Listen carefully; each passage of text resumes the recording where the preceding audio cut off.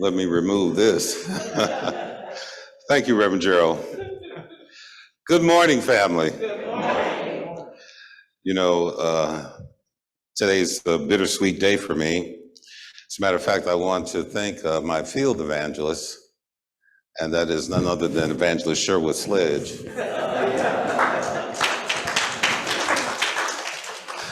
As I was coming down Stocker this morning, I was thinking I would really love to have a little Richard Smallwood this morning. And no sooner said than done, so I appreciate that. Thank you so much.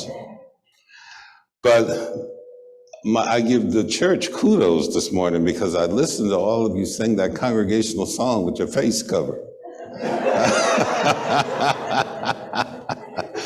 And I said, okay, well, you guys are doing a good job with that. You know, I am roughly 90 days now since I've had my knee replacement surgery. And it is really difficult at therapy during the week with a face covering on. And, you know, and I'm there for at least 2 hours. So, and this therapist has me going. I mean, she doesn't stop me from the time I enter in until the time that I leave. And so, and I'm gasping for air. So when you all are standing up and you're singing that song, that is so wonderful. So kudos to you. But you know, also I was wondering all week in terms of the reaction I would have, because today is very special. You know, the last time I was here, we were celebrating someone who was very close to me, someone who was indeed my minister of music for 35 years.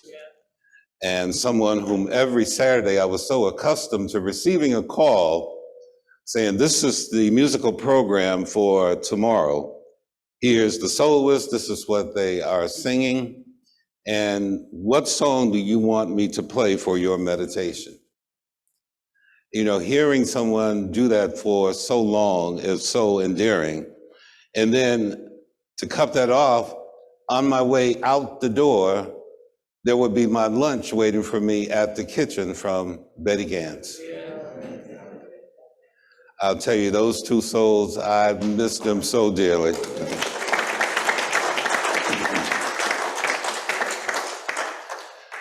But today we're doing something different. We're celebrating the true spirit of man. And the celebration of the true spirit of man, we're talking about the human. You know, the women just got through celebrating the feminine nature of being, and this month we're celebrating the masculine. But there is but one, because it all arrived from one. So this month we're going to talk about that spirit. I'd like to share with you 3 verses out of the book of Genesis. And out of that first chapter, it says this. Then God said, let the earth bring forth living creatures after their kind, cattle and creeping things, and the beasts of the earth after their kind, and it was so. Then God said, let us make man in our image, after our likeness, and let them have dominion over the fish of the sea, and over the fowl of the air, and over the cattle, and over all the wild beasts of the earth, and over every creeping thing that creeps upon the earth. And God saw that everything that he made, and behold, it was very good. So we want to focus this morning on that 6th day of creation. It is so often referred to as the 6th idea. And we'd like to discuss it not only from its literal perspective, but also from its metaphysical as well. And for that, I'd like to go to one of the writings of Dr. Charles Fillmore, who says that on the 6th day of creation, ideas of life are set into activity. For instance, the cattle, these represent ideas of strength, established in substance. The creeping things, these represent ideas of life that are more subtle in their expression, approaching closer to the realm of sense. And the beast stands for the free energies of life that relate themselves to sensation. All of these are divine ideas which are always set into activity. And life that is expressed in divine order is pronounced good and very good. But God said, let us make man. Now, when ideas of life are properly relegated to love and wisdom, we will find the genesis of man. And that implies that there are two major elements of which man is comprised of, and that is wisdom and love. And as a result of their commingling, we find this being that as you look around, you see elements of it throughout this space that's here. And those of you who are joining us on Zoom, the same is for you as well. Let us make man in our image, after our likeness. Now, this is one of the scriptures that is just absolutely so confusing because we've twisted it on some level. We've taken away what God said in terms of let's make man in our image and our likeness, and man now has made God in its image and its likeness. See, we are stuck on form. And unless we see it and unless we can touch it, we don't believe it. But see, form does not represent God. That is not the image of God. The human that we look at when we look at each other does not represent God. You know, we're so accustomed to read in another scripture where the Spirit of God reached into the dust of the earth and he formed a being. And that's all it was. It was a shell of a being. But the shell did not have life until God blew the essence of itself into that which it made. And after filling that essence of itself, man became a living being, according to the scripture. Now, who is this man? This man is the Christ man. This mental image that we are holding in consciousness, this idea of God incarnated.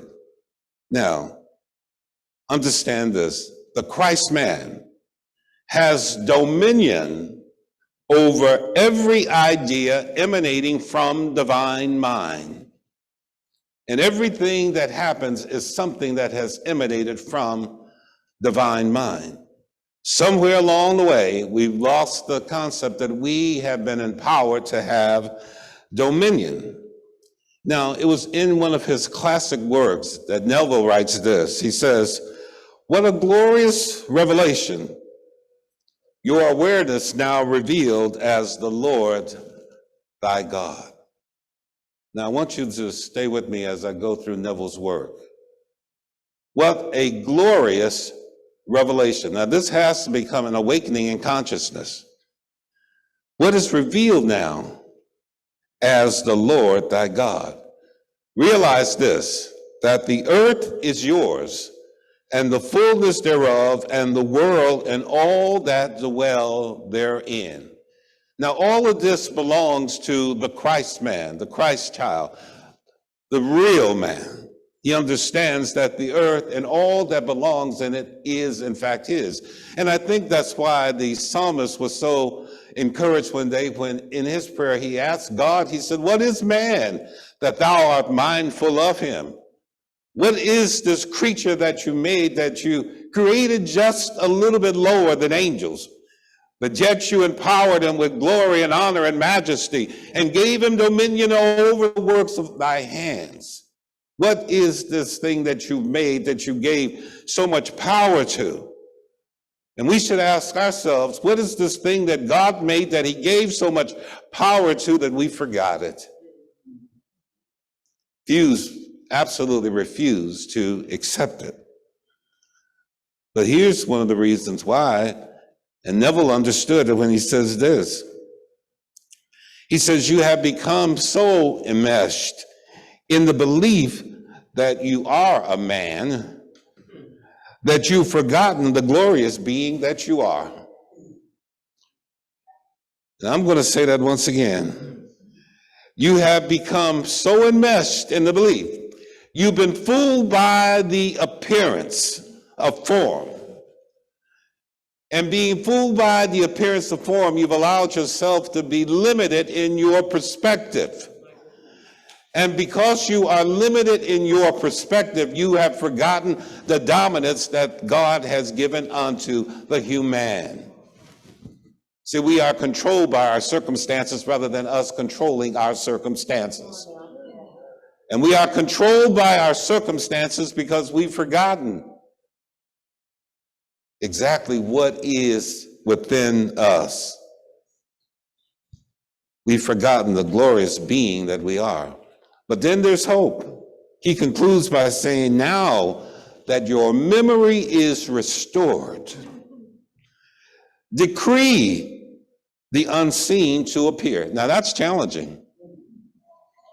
Now that your memory is restored, decree to the unseen to appear. What is the unseen? Every idea that is floating in consciousness, even as I'm speaking, is unseen. And if it's something that is floating in consciousness that you desire to experience, make a declaration unto it. Give it life. Allow it to come full force into your experience, believing that you are empowered to do just that. He says, for all things are compelled to respond to the voice of God. Once again, your awareness of being. All things, not some things, all things. Not some things, some of the times, all things, all of the times. Everything. So why is it that we wander in our lives as individuals who are not blessed? Why is it that we don't cause greater good to multiply within our circumstance? Why can't we see beyond the appearance and realize that there's something greater on the other side? Why have we limited ourselves and continue to wallow in limitation? Because we've forgotten the glorious being that we are. We become so enmeshed in the appearance of being a form. Understand this. Is it not written in your law that ye are gods? Is it not there? Pause for a moment. And then just say to yourself, right where I am, God is. Right where I am, God is. You know, it was so interesting as they were taking me into the operating room and the anesthesiologist is telling me to count 10 backwards. And I'm saying, right where I am, God is. I'm speaking truth because I'm seeing something complete in this process. And then when I awaken in the recovery room, the first thing that's on my mind is right where I am, God is. Because that's the truth all the time, no matter where we are. And the more that we make that pronouncement, the more we accept that as our own reality. That there is no way that we escape this essence of life that is flowing within us. The psalmist said, you know, how can I flee from thy presence? Listen, if I make my bed in hell, even there, thou art there. And if I take the wings of the morning and fly to the utmost parts of the mountaintop, even there, your right hand shall lead me. How can we escape the presence of life that is within us, that is using us as an avenue for its own expression in this moment? Apostle Paul writes a letter to the Romans, and he talks about this in detail. He says this, and in this letter, you know, he makes us go through a phase of self-examination. He says this, and if the spirit of him who raised up Jesus Christ from the dead dwell within you, he that raised up Jesus Christ from the dead will quicken your mortal bodies by his spirit that dwells within you. That makes you question something at the start of that. First of all, you got to believe that Jesus was raised up from the dead. You got to believe that something enabled him to come out of that tomb and complete authority with full life and the exercise of dominion. And if you can believe that, then bring that home within your own circumstance and just think for a moment. That same power that resonated within him resonates within you. And if it lifted him up and empowered him to go through a resurrection, why not you? Today, this moment, we should be resurrecting ourselves over every limiting idea and circumstance within our experience. Why? Because we have the spirit of power that fulfills our being. Forget about what it is that we see when we stand in front of something that's reflecting back at us. That's not us. That's what spirit has clothed itself in for the expression in this moment. But see, this mortal must put on immortality. That is, in fact, our destiny. That is the true spirit of man. If that spirit, the true spirit of man, revealing its existence, power, and glory by quickening man's external condition. What does this quickening do? It energizes our being, causes us to go through great transformation. It causes us to understand the empowered being that we are not limited other than the limitations which are self-imposed. Once again, just pause for a moment. And this is those of us who are here as well, those of you who are watching today. And then just say these words to yourself. Christ within me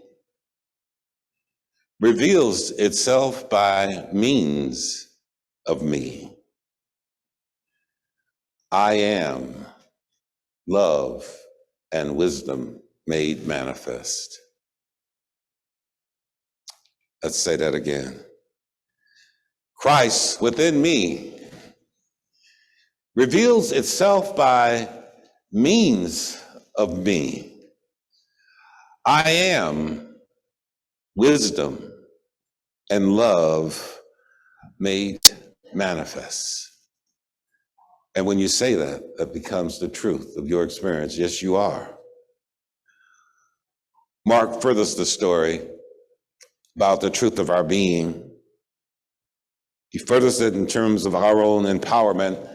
And in this story, he talks about someone who has lived forever in a cemetery.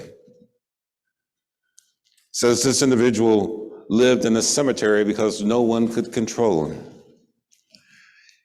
And whenever they locked him up in chains, he would break the chains. And day and night, he would cry out in the mountains in torment, crying out in a loud voice, tormenting himself further by cutting himself with stones. But it said that one day he saw Jesus from afar, and he turned to him and he asked Jesus in a loud voice to stop his torment. Now, the scripture said that he saw Jesus from afar. So it wasn't like Jesus was right up upon him, wasn't touching him, wasn't shaking his hand, wasn't laying hands on him, wasn't doing any of those things. And from afar, he said, unclean spirit, leave that man. Very simple word. Statement and truth. A declaration of fact. So what happened? The unclean spirit left that man. So Jesus said to him, what is your name? And he said to him, my name is Legion, because we are many. Legion, representing confusion. And a cemetery, which represents our ideas, which are all self-imposed. Going nowhere. Just being confused. And you know what happens with confusion when you wallow in it? It brings on more. And the more you wallow in it, it seems as though there is no way out of it. It's just life continuing to go in circles. And that's what was happening to him. But you know, one thing that happens to those of us that at some point when we come to ourselves and we realize that regardless of the circumstance, God has empowered me to change it. Somehow, some way, something on some level within this individual was able to recognize good from afar. Something somehow within this man empowered him to see relief from afar. And so what did he do? He cried out for it, believing, obviously, that he would receive it, and it came. So this continuing to go in a circle, it stopped. But you know, oftentimes that is a condition that so many of us are experiencing. We're hearing voices and voices and voices. And sometimes we call it multiple personalities that individuals have. They're hearing things that no one else is hearing, but it's very real to them. But even though they're in that situation, someone can speak a word into their memory and remind them of the truth of their being. Someone can bring them back to center and assist them in hearing the real voice, that voice that is crying out through the wilderness, that's saying, make way for the power of God within our circumstance. You know, when we leave this moment and go to the next and so forth and so on, we're going to continue to be confronted by a multitude of things. You know, just because we're here today doesn't mean that everything goes away, but does mean this, that we're empowered more to deal with what comes at us. But being empowered does not help us if we don't use the tools of our empowerment. Receiving a blessing does not bless you if you're not willing to use the blessing. See, when you are reminded about the glorious being that you are, then it's time for you to sort of change the pattern in the way that you do things. There's so many of us that have been a part, for instance, of this idea, this belief, this philosophy. To understand that everything is a product of consciousness. To understand the influence, the power, and the impact of our word. The acceptance that we've been empowered and given the gift of dominion, but still don't believe it. You know, if something happens, we'll go to God and ask God to move something as opposed to decreeing it to move itself. Because we don't believe that we have the ability to make a declaration into the unseen and expect change to take place. It will never take place until you bring yourself to that level of consciousness and belief. Until you absolutely stand out on your faith. You know, we should say to ourselves that beginning from this moment forth, I'm going to allow the awakening of my greatness that has been dormant within myself. I'm going to use the tools in which God has blessed me with. See, it's our option. We can stay in our own self-imposed cemeteries, cutting ourselves with our own disbeliefs, crying out in continual torment, or we can make up our mind that this too will pass. I'm changing this as of today. As of this moment right now, this will stop. I'm accepting that greater is he that is within me, and it's implanted in me for a reason. God is the life within me that I need to activate in my every circumstance. Not just while I'm sitting in meditation in church on Sunday morning, but every day and everything in which I am involved in. You know, in my treatment time, when I'm sitting still and I'm looking at everything in which I'm a part of and everything that is a part of me. And I'm speaking a blessing into that space. I'm not going to God and saying, Father, will you do this or will you do that? I'm not fasting and saying I need to drop something in order for God to do something.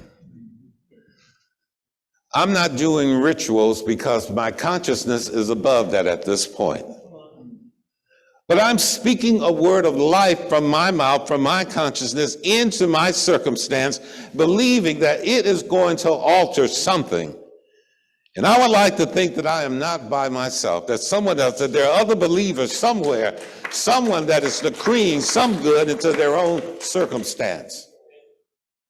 You know, imagine, one of the greatest gifts that God has given unto us is our imaginations. This is our area of creativity, that we're able to create for ourselves the images of the experience that we would like to enjoy. But once we've created it, then we need to give it life. And that is to speak a word into it and allow it to manifest and believe that it shall do that. But see, that means that we have to get away from being so enmeshed that we are men and get back to the place of understanding and appreciating the glorious beings that God has made. When you walk out of the door today, you got to walk out of here saying, I'm a glorious being that God has made. When you get in your car, you ought to say to yourself, I'm a glorious being that God has made. When you are entering into your next appointment, regardless of what it might be, you should say that I am a glorious being that God has made, filled with power, filled with dominion, filled with honor and glory.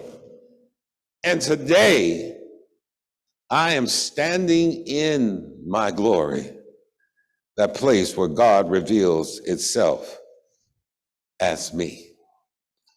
Now, it could be that you're trying to get there, but there's still so many voices, so many things in your head, so many experiences, so many people coming at you from so many places, and you're trying to decide what to do. Here's something that you should do, and it's very simple. Say this: peace. And so you got to understand what it means. When you want peace, speak peace. Peace. Let's say it again. Peace. Let's say it once again. Peace. Now, you need to be calmed. That's the word that you use because you want your environment to become peaceful. Say this with me, if you will. Affirm this word.